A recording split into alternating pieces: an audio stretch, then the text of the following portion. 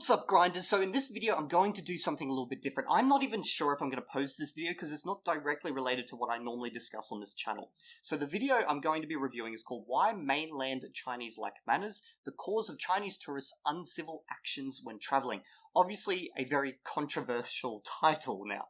So why am I reviewing this video when I normally speak about languages? Well, because language and culture are usually interlinked in a lot of different ways. You know, language is a conduit for culture and vice versa. And two, I'm married into a Chinese family. My wife is Chinese. I speak Chinese. I live in a Chinese household pretty much, but we live in Australia. And I've actually traveled the world taking part in Chinese tour groups because they're usually half the price of English-speaking tour groups. So I've gone through Europe using Chinese tour groups. I've gone through Vietnam, China, and even parts of Australia using it. So I think I can bring probably a pretty good perspective on this from someone who's participated in it, but is not directly linked to the culture, as in I grew up in it. Now, I also want to address this video because I watched probably the first 30 seconds to a minute of it, and it really rubbed me the wrong way. Like, I felt like it was trying to push a certain narrative, and as you guys know on this channel, I do a lot of video critiques, so I'm going to do a video critique, and I feel like I'm already a little bit biased towards it because of the first 30 seconds, but we will see where the video actually leads, and who knows, maybe I'll post it. So the YouTuber's name is, I believe, Huoshan, which means volcano, but maybe it's wrong because they've only used a Latin script and it could mean any other thing. So let's begin. Hey friends! Why do mainland Chinese have bad manners? When Chinese people travel abroad, a lot of them act like they are still in China. Okay, I'm just going to reiterate.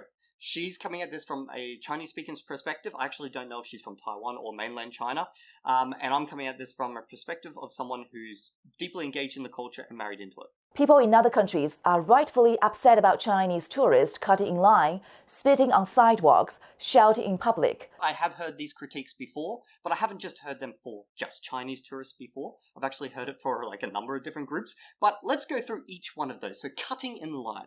Now, the first time I went to China was probably about 14 years ago. At the time, I did not speak the language. And I do remember one big thing that was like a culture shock for me was when I went to a shop, there wasn't like an orderly line like there is in Australia. It was a giant group of people all screaming their orders. Now, obviously, at first, I was completely shocked about this, and I thought maybe it was just this one shop, but no, it was all of them.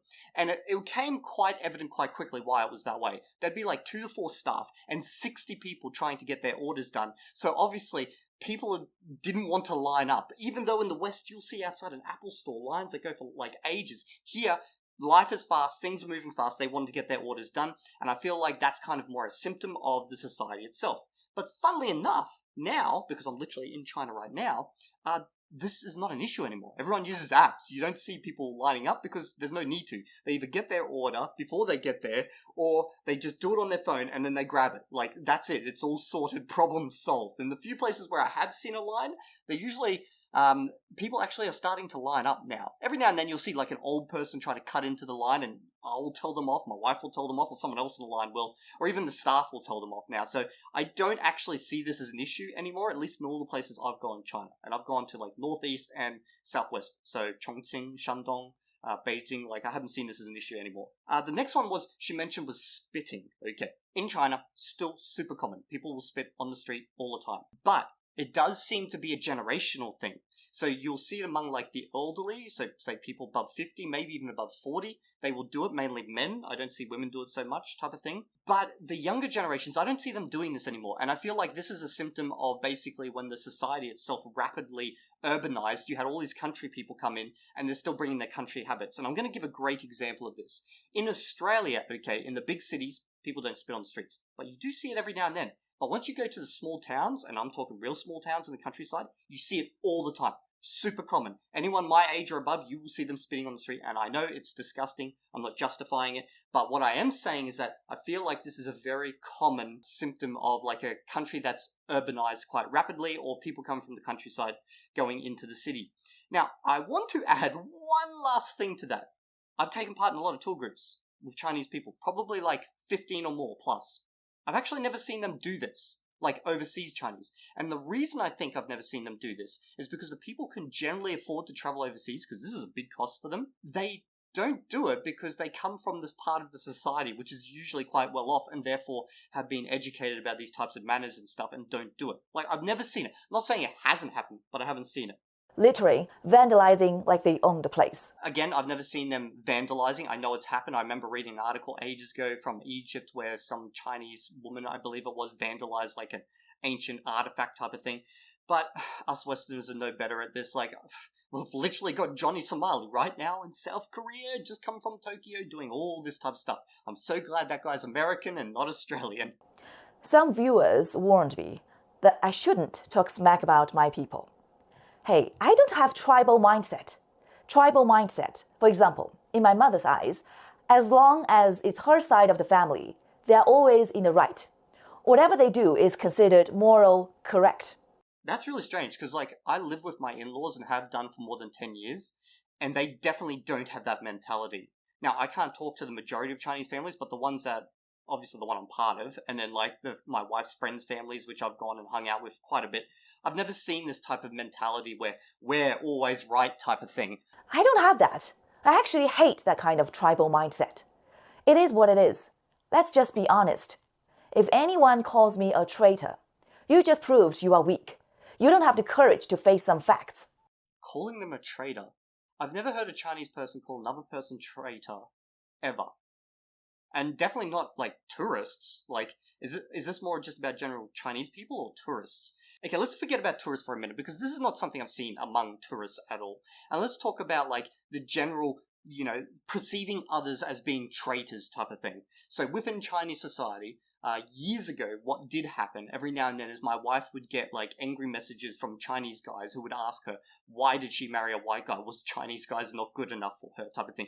That was probably the most closest thing I would consider as being like a traitorous call type of thing. But then like the worst occurrence I've actually had, like worst interaction, so like if we were taking this to the extreme and almost being called a traitor, was literally like 4 days ago, funnily enough, over a period of like 15 years, was we were at the hospital, we were lined up, and we were talking to the receptionist, and some very old Chinese guy came behind us, looked at us both, and just like instantly said, where are you from? And I was like, I'm from Australia. Like, for some reason this guy just assumed I spoke Chinese. Like, funnily enough I did, but like, it was just a strange assumption. But I was like, oh yeah, I'm from like Australia. Like, I'm used to that question because obviously I don't match the rest of the people in the society here. And then he looked at my wife and gone, is that your wife? And I was like, yeah. And he's like, our countries don't have a good relationship, right? The guanxi不好. And I was like, what are you on about? That's like a government issue. Like, who cares about that type of thing? And I explained to him, people versus people, why do you even care about this type of stuff? But obviously, the government plays a big role within Chinese society. And then he started to like spout off some stuff that I didn't understand because of like local dialect, and then some stuff I did understand. And I eventually just told him off, and then the guard came along and actually walked him away, also telling him off. So that was an example of like, I guess the closest thing I would call traitorous. But the closest thing I've seen in Australia now is actually also kind of weird. So my wife, who's Chinese, as I mentioned, was at the shopping centre and she was putting some stuff onto the conveyor belt, and I don't know, she said she was fumbling at the time or something because I wasn't there, I was in another part of the city, and there was this old white guy behind her, and he was like muttering about, these immigrants coming in and doing this and doing that type of thing, and obviously that did not make her feel comfortable. And then he said, hurry up, get moving, and she's like, I'm trying, like she's starting to get stressed now. Anyway, she got her stuff, walked out, and then this old guy actually followed her, pinned her up against the wall, and started like abusing her. Luckily, another white couple came along and actually pulled that guy away. Now, obviously, I rushed, from the city to come see her. We went to the police station, reported it, and nothing happened. So I guess examples of traitorous behavior exist within every culture. Now back to Chinese tourists. Those uncivil actions make others uncomfortable. Many countries' businesses are like, we don't like Chinese people. We only like their money. I've never heard that, okay? And I've taken part in a lot of different businesses with a very large, population of people who are actually of Chinese origin, and also those who serve the Chinese community, because obviously I'm in these two communities, and I've never heard anyone go, I love their money, but God, I hate them. Like, it's just not something I've heard. In fact, I would say the worst form of discrimination around businesses that I've seen is that a lot of businesses in Australia will hire Chinese knowing that these guys will work insane hours and not fight for their rights. So they'll just push them and burn them out. So, what she's saying here, never heard. Many would say, well, there are 1.4 billion people in China. Of course, there are some bad apples. Yeah, of course. True. But why don't Indian people have that kind of reputation? I've actually heard people say disgusting stuff about Indians before, so I don't think that's true at all. They have 1.3 billion people too. Here's my take. You're welcome to share yours in the comments below. All these behaviors can be traced back to the lack of respect for others within Chinese society as a whole. Okay, I'm assuming she's going to expand on this, but I don't believe that this is valid criticism at all. Actually, I don't think it's valid. For example, you are gay? Weirdo. Okay, that one's true. So, depending on the age of the person, so elderly people, even people my generation in China, they will look down upon it, and some will feel disgusted by it. But then I know younger people who are like fully supportive of it and have absolutely no issue with it. In fact, my wife has a friend here in China who's gay, and they've gone to see live performances from their favorite TV shows where the actors come out and do the performances. And this is one of her best friends. So like, this is not like something that's completely widespread 100% across the society. And realistically, I don't think us from the West can actually critique this and say, you're doing it wrong, when only a few years ago in Australia, we legislated so that gay people could actually get married. And from what I understand, it was only just recently that it happened in America as well. So what, we're a couple of years ahead of them type of thing? You shower in the morning? Normal people shower before they go to bed at night. What the hell? I've never heard that one in my life. I feel like this is a weird family dynamic going on here. You haven't joined the Chinese Communist Party. You'd better be hurry. I don't even know what to say to that. Okay, so for those who don't understand, in China, to get a lot of well-paying positions, especially in government, but also in very large businesses, you must be a member of the party. It's like a requirement. If you're not, you're not getting that job. It's like when you join the Australian Army, which I did long ago. You must pledge allegiance to the Queen or you can't join. Well, not the Queen anymore, obviously, but like, it's like literally a requirement of the job, okay? It's like, for example, in certain countries, in order to become a practicing, therapist, doctor or whatever, you must be part of a government-approved organization or you cannot practice. So it's the exact same thing. I guess it sounds worse because it's like a government party, but at the end of the day, it's the same thing. Never attended college. Uneducated. Okay, this one's an interesting one because in China, university, or as she calls it, college, it's basically their equivalent of high school in a lot of ways. Like, everyone does it. Like, everyone. If you don't do it, then yeah, you are kind of like not educated. And when they come to Australia and find out that like a very large part of our population doesn't do university, they usually take it in one or two ways. It's just like, oh, that's really strange. Why not? Like, was there like some type of issue, type of thing? Or they'll be like, okay, and they won't really care about it. Now, it would be the equivalent of an Australian, like, not starting high school type of thing, which is pretty rare. And you might ask some questions about why didn't you do that? Like, was there something that happened? Because you're just curious more than anything. Many Chinese don't even show respect to their fellow countrymen, let alone respect the customs and rules of other countries when traveling abroad. I can't think of an instance where that's happened beyond standard, failure within business negotiations. Like, obviously, if two people are trying to conduct some type of business operation and it goes bad, they may not respect each other. But you see the same thing in the West. But like general people on the street, I've never seen like someone generally on the street do something that's really disrespectful. In fact, the worst thing I've seen here in China, and it doesn't bother me, is when people just stare at me. But this usually happens in the countryside because they're like, wow, look at this weird animal that's come from the zoo. I so want to know more about this type of thing. Like, I remember yesterday, I was like, we're in a really remote part, and this guy's driving along and he sees me and he's like, and he sticks his head out of the window like this, and then he goes, oh, like, he almost crashed type of thing. But it was funny because afterwards, like, I actually like waved at him and then we had a good conversation. It was quite funny. But there is some weird occurrences where like really old Chinese people, they will just like stare at you and you'll be like, you'll stare back at them, and then you're both just staring at each other, and it's like, who's gonna fail at this point? And I'm not just talking about just me and them. They'll do it to my wife sometimes. I'll just like stare at her, and she'll be like, what? And they'll be like, oh, type of thing. It's a really weird habit. But again, it's mainly the elderly. I can imagine their excuse and attitude. Cut in line? I'm in a hurry. Speak loud? I'm a loud person.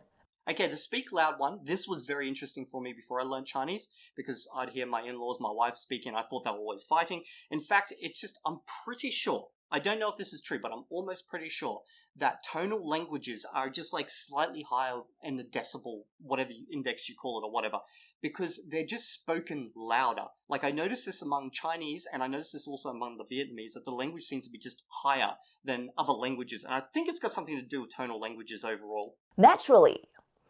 damage cultural landmarks. Well, not ours. Like I said, I've only heard of a couple of instances of that, and I've heard of it from both Chinese people and also from Westerners. Specifically you Americans, you have a very famous one right now. Not flushing the toilet? I forgot. What? I've never seen that one. I've gone to plenty of public toilets here. They're always pretty clean. Like, I've never seen someone not flush the toilet. In fact, you go to a country toilet in Australia, oh, by God, is it going to be bad. Rude to service stuff? They kept me waiting for too long. 10 minutes.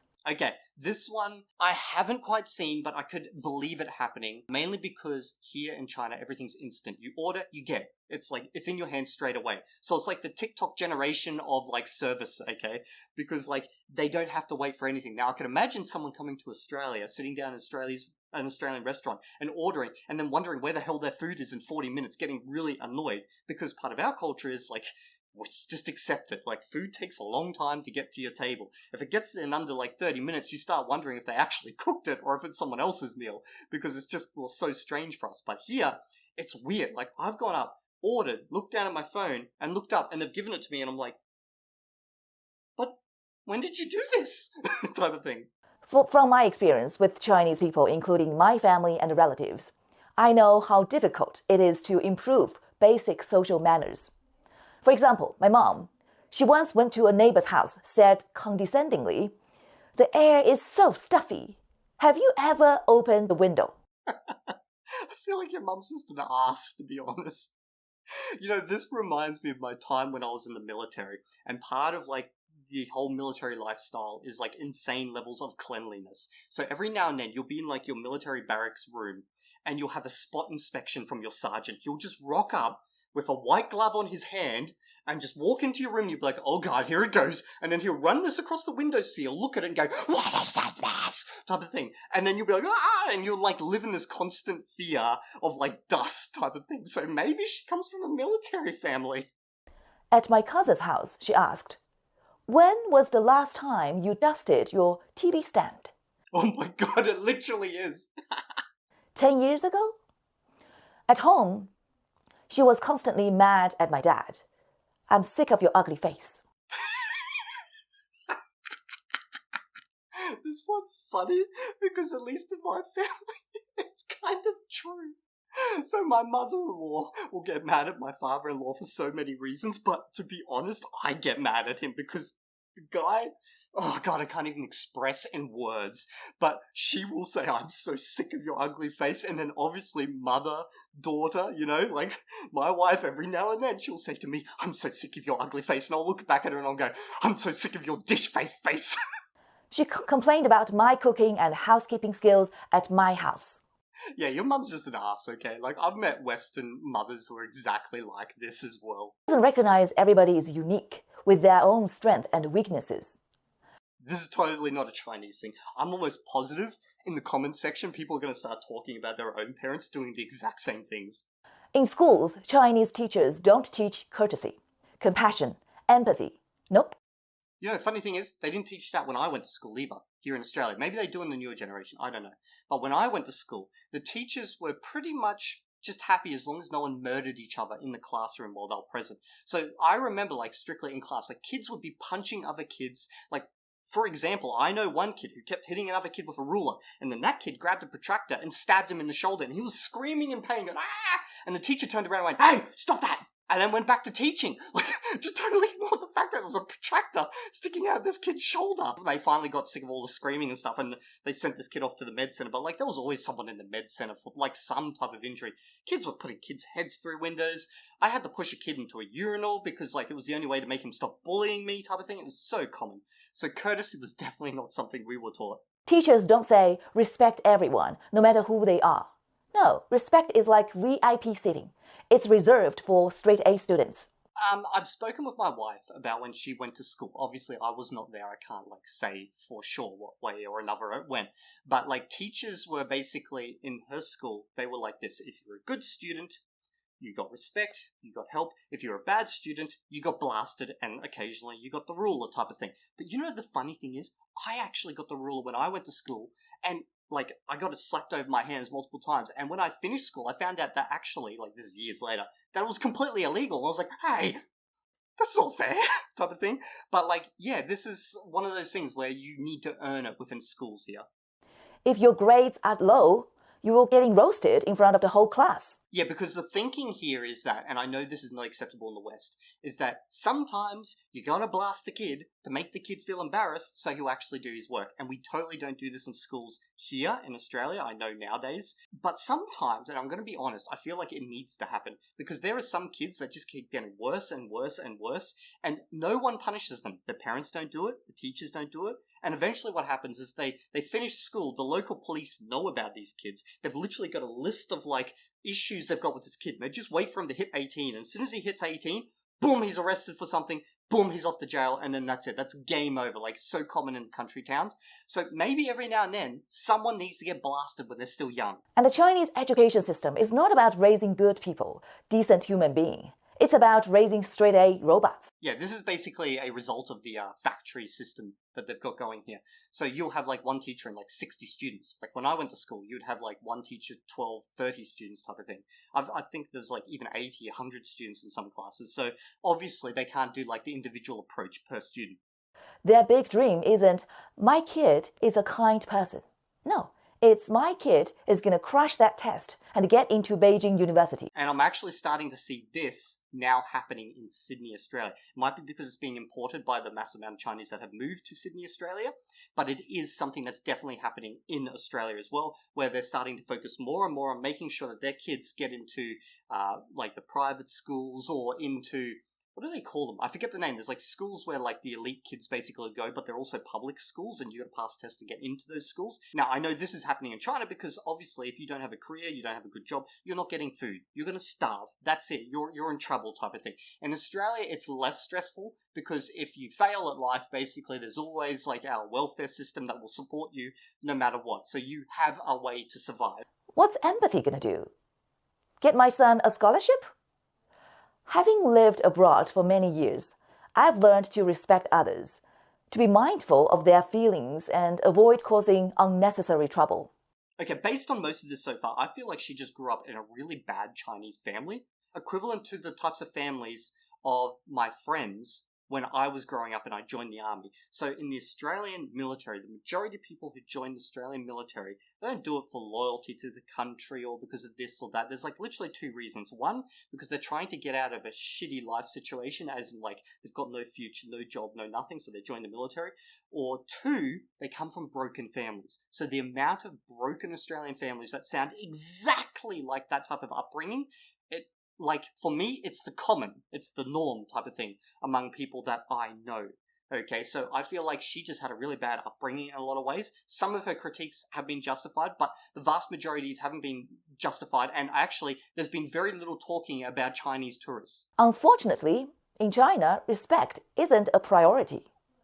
Hey, thanks for watching. I'll see you next time. I feel like this video is not justified, and additionally I feel like it's catered towards a specific demographic, specifically the type of demographic that's looking to hate on Chinese people. You know what? We can probably just prove this right now. Let's look at the rest of the types of videos she makes on this channel. I'm not going to watch them, but we'll just look at the thumbnails. Okay, yeah, so her niche is hating on Chinese people. Why you should never argue with a Mainland Chinese, what caused Mainland Chinese bad behavior, Western women versus Chinese women, which one suits you better, a girl to meet, you Mainland Chinese not civilized, interracial marriage challenges. This is all like negativity towards her own race, probably caused by a dysfunctional family. Okay, that's the end of the video. I'm not sure if I'm going to make more of these videos. You guys let me know in the comments. I will, like 99% of the time, just keep making language-based videos because that is my hobby, but every now and then, if I see something like this I feel that is unjustified, I will call it out.